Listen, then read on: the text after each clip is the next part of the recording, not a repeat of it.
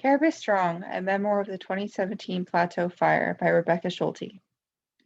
I swallowed my heart as I stared at the angry plume arising from Fox Mountain. The tumultuous red death ripped through the trees like vapor, engulfing anything and everything in its raging path. Rumors spread more quickly than the flames around town that we'd be next. I pulled out my phone and began live streaming on Facebook to show the world the Plateau Fire that threatened to destroy us all. Many firefighters and emergency personnel stepped up to fight Nebuchadnezzar's furnace. They tirelessly saturated the front lines with retardant and oxygenated hydrogen. Many heroes arrived in droves of army tanks like a parade of endless camo hulks. Firefighters arrived from faraway places like Prince Edward Island, Mexico, and even as far away as Australia.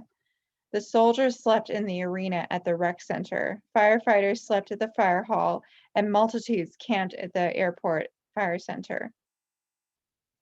When the 100-milers were displaced and migrated to Williams Lake like displaced bevies, they sought shelter at Carson Secondary School, which had been transformed into an emergency reception center.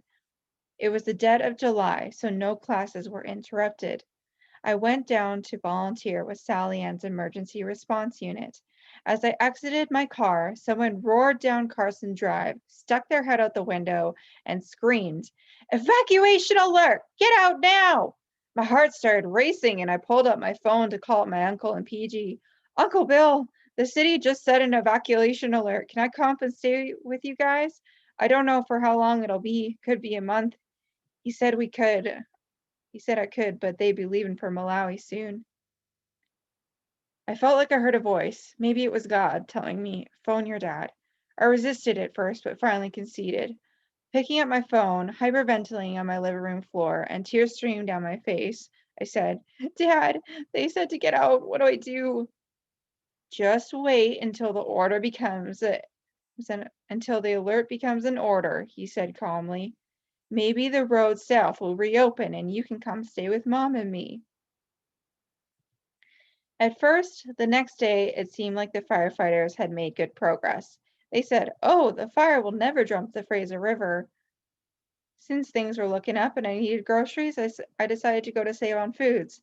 Suddenly, over the PA system, they announced, "Attention, all customers, an evacuation alert has been issued.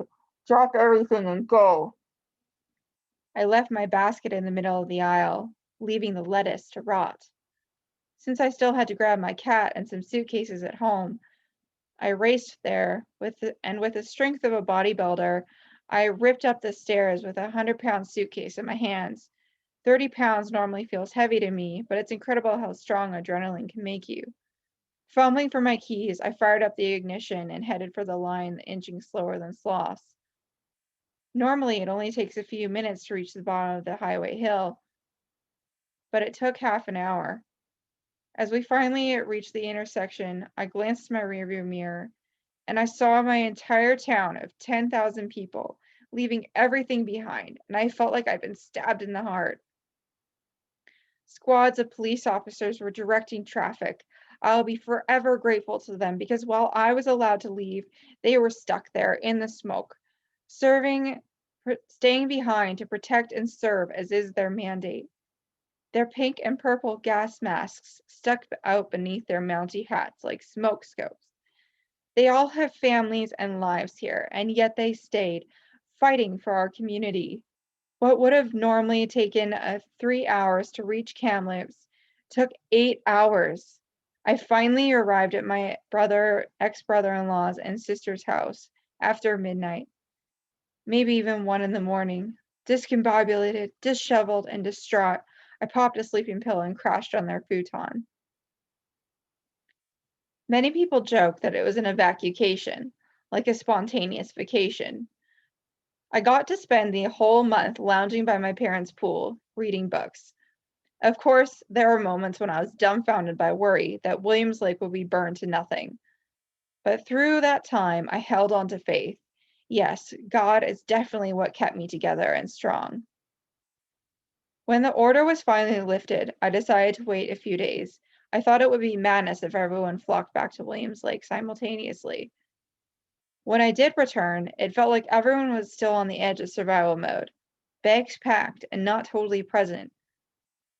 Slowly, however, the sun began to break through the smoke, and people returned to their lives. I'll never forget that day on August 6, 2017, after 22 days of being gone, certain that my garden was dead. Instead, I was greeted by giant blooming sunflowers that weren't previously there. A warm, gentle rain flowed down my brunette hair as I exited the car, washing away my tears.